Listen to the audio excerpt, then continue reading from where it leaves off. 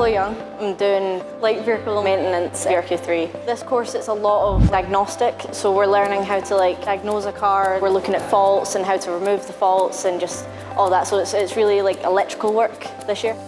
At the start, because it was all learning something new, it was a bit trying to get my head around it, but as we've been going on, it's been a lot easier. I think mainly growing up, my uncle would always have cool cars and stuff, and it just became an interest. I met friends that were into cars and stuff, and it was something I wanted to do.